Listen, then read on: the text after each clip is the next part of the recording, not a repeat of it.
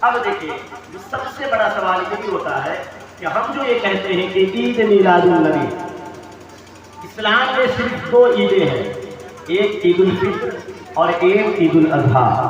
اسلام میں کہتے ہیں کہ اسلام میں صرف دو عیدیں ہیں، ایک عید الفطر اور ایک عید الاضحیٰ، دو عیدیں ہیں۔ یہ سنی بریلویوں نے جو ہے وہ تیسری عید جو ہے من گڑھ یعنی اپنے من سے گڑھ لیا ہے، یہ بدعت ہے۔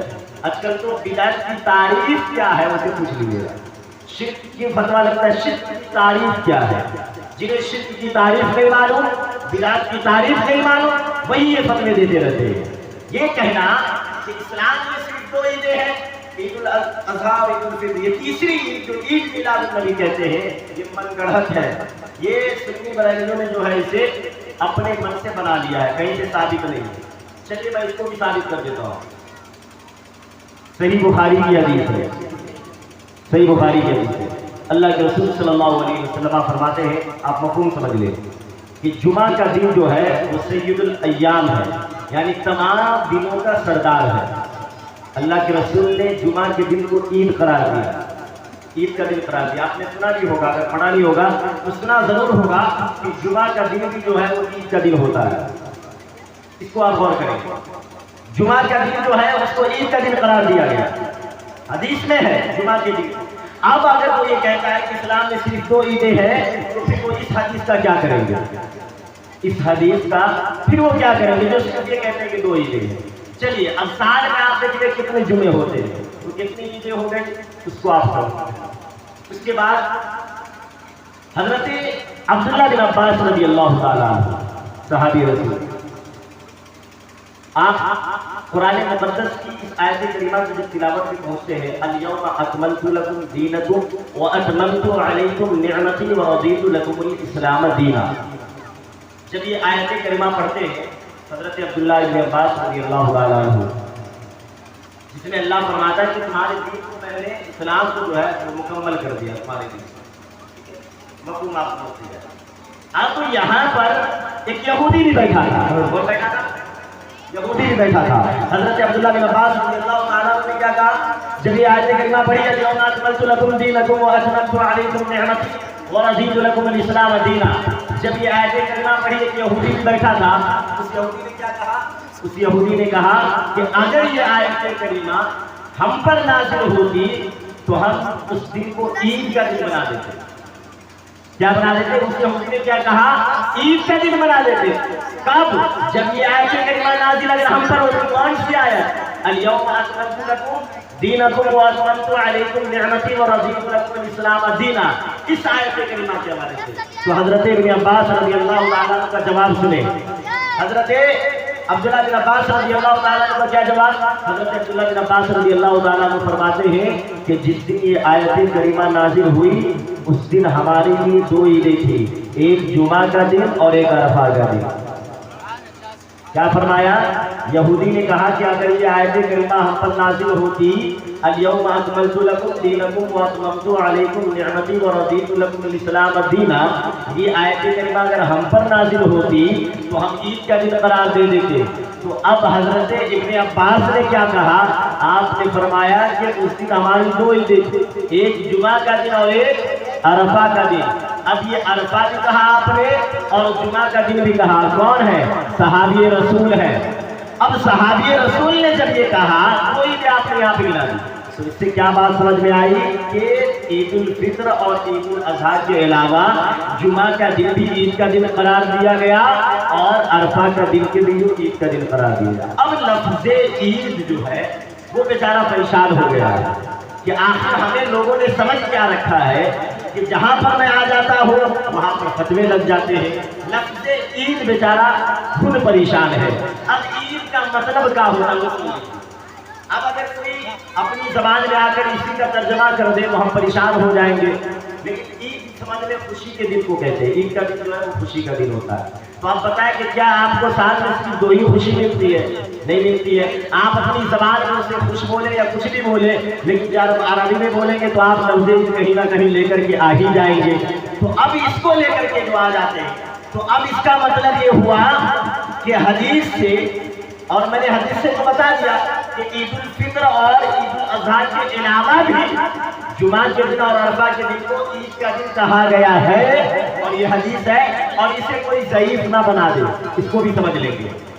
اب چلیں یہ حدیث سے میں نے آپ کو بتا دیا، اب قرآن سے میں آپ کو بتاتا ہوں کہ قرآن میں جو ہے وہ لفظ عید کہاں پہ ہے اور عید کس انداز میں بیان کیا گیا ہے۔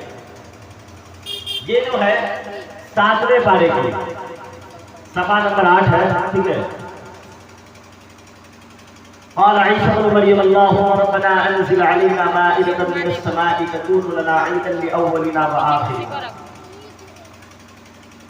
قال عيسى ابن مريم اللهم ربنا انزل علينا مائدة من السماء تكون لنا عيدا لأولنا وآخرنا۔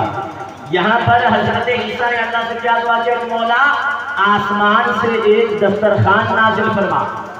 کیا فرمایا؟ کیا دعا کی؟ قرآن کہہ رہا ہے 7ویں پارے میں کیا کہا کہ مولا آسمان سے دسترخوان نازل فرما، دسترخوان نعمت کا دسترخوان نازل فرما۔ اور صرف اتنا ہی نہیں کہا، اگر جیسے ہمیں کوئی چیز مانگنی ہو تو کہتے ہیں مولا ہمیں نیک صالح اولاد عطا فرما، مولا ہمیں اس پریشانی سے نجات عطا فرما۔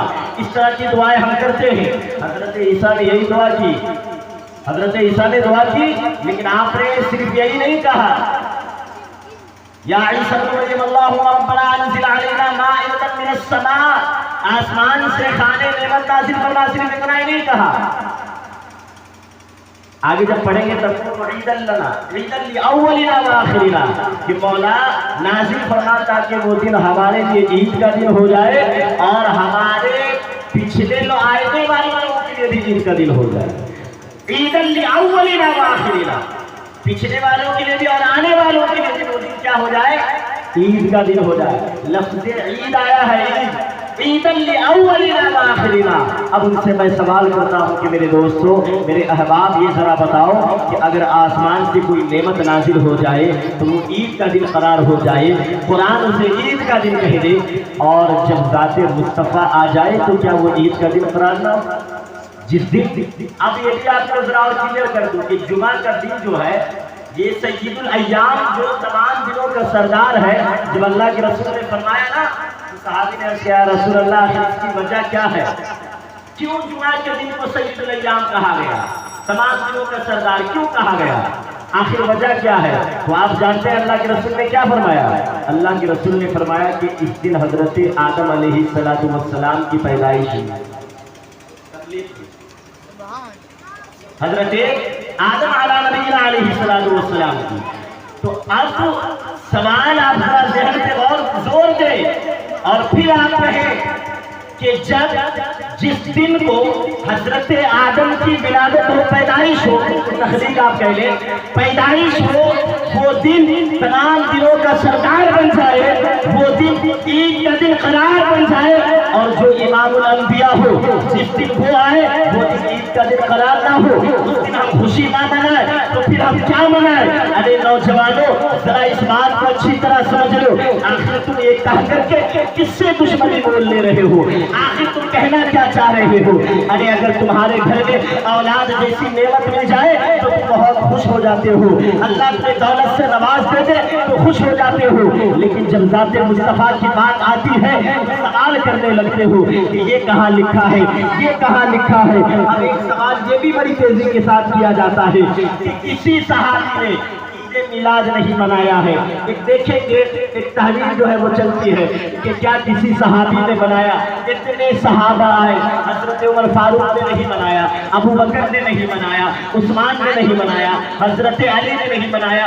اس طرح سے پورے صحابہ کرام کی ایک لسٹ جو ہے لمبی فہرست رکھتے ہیں اور کہتے ہیں کسی صحابی سے ثابت کر دو کہ صحابہ نے جو ہے میلاد منایا ہو تو ہم منائیں گے۔ اچھا یہ بات ہے، یہ سمجھیے ذرا، یہ بھی سوال آپ سے کیا جا سکتا ہے اور ہوتا ہی ہوگا کہ کیا کسی صحابی نے منایا ہے؟ کسی صحابی نے منایا ہے؟ اگر عید میلاد نہیں منایا تو پھر آپ کیوں مناتے ہیں؟ ایک چیز یہ پہلی بات آپ یہ سمجھ لیں کہ صحابہ کرام نے منایا ہے، اس کو آپ سمجھ لیں، اس کی ایک الگ تفصیل ہے۔ صحابہ کرام نے منایا ہے، ہر زمانے میں خوشی کے اظہار